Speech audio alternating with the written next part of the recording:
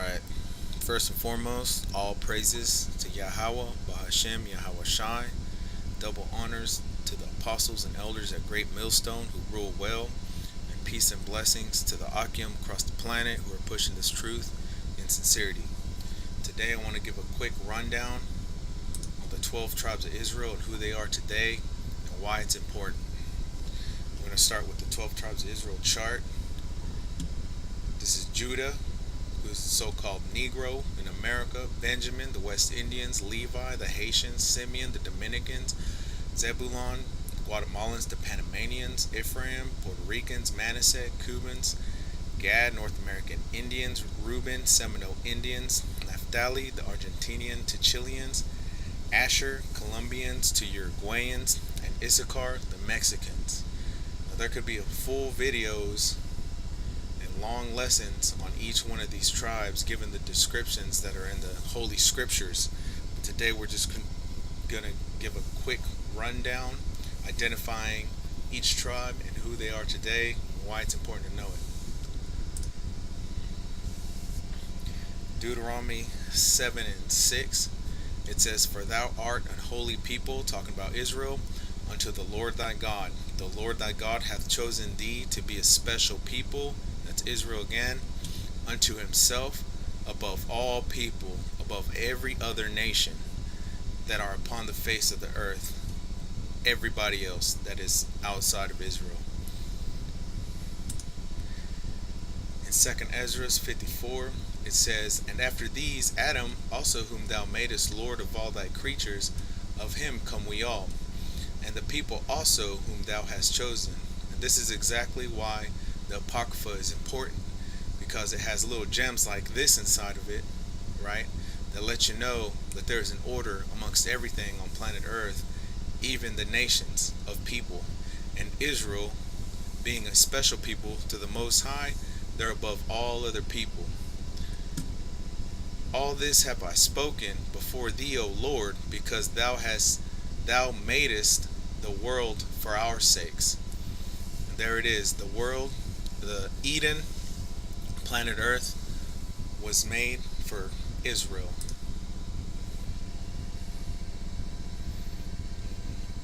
Revelations 5, starting at 9. This is John the Revelator.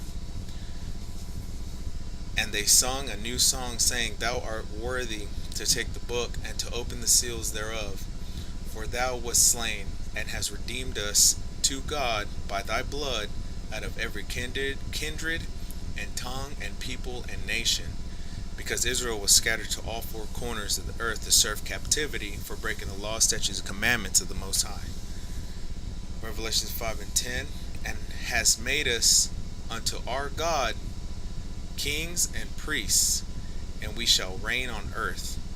So the earth is eventually going to be reigned by the Israelites, by 12,000 men from each of the 12 tribes, totaling 144,000 kings and priests to rule under who the world ignorantly calls Jesus Christ.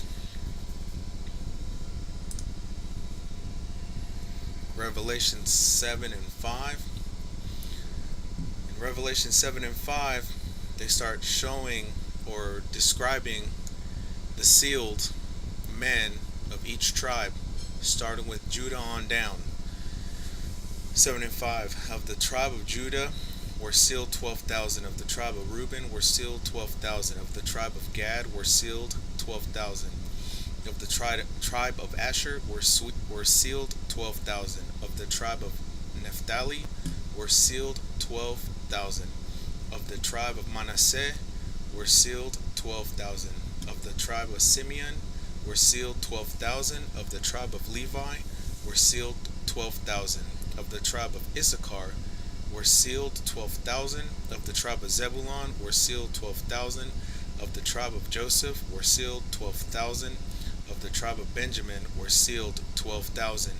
And these 144,000 men in total are going to be your future kings and priests. So it's best to know who they are today.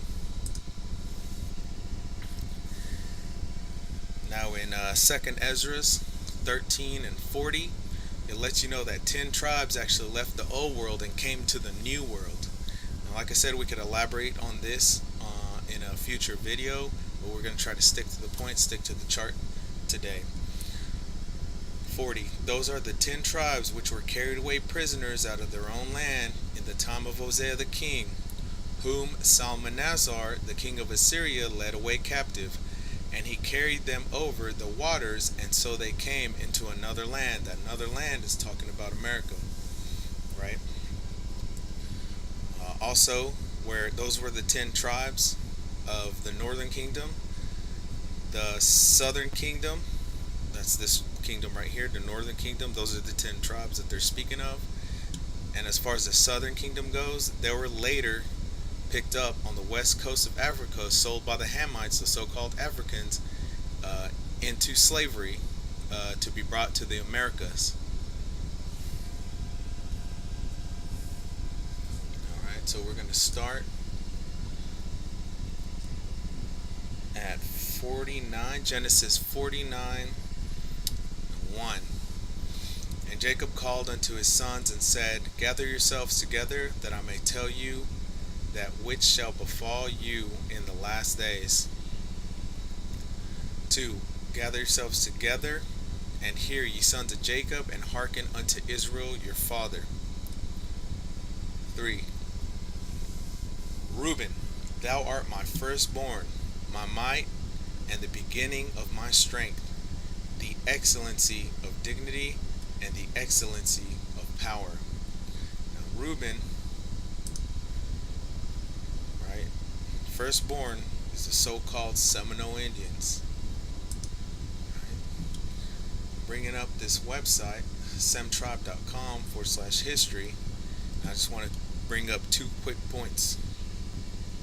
Alright, here it is: Indian resistance and removal. In the early days of its existence, the fledgling United States government carried out a policy of displacement and extermination against the American Indians in the eastern U.S., systematically removing them from the path of white settlement until 1821.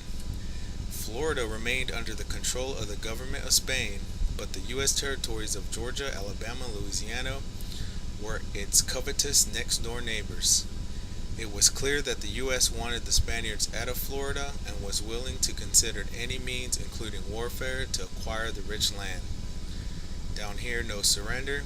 By May 10, 1842, when a frustrated President John Tyler ordered the end of military actions against the Seminoles, over $20 million had been spent, and 1,500 American soldiers had died, and still no formal peace treaty had been signed.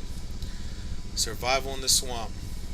The Seminoles began the 20th century where they had been left at the conclusion of the Seminole Wars in abject poverty, hiding out in remote camps in the wet wilderness areas of South Florida. And that's Reuben. Okay, Reuben 49:3 says, Reuben, thou art my firstborn, my might, and the beginning of my strength, the excellency of dignity, and the excellency of power. And that shows their strength right there, of not being defeated, but having to evade and finally settle in some swamplands.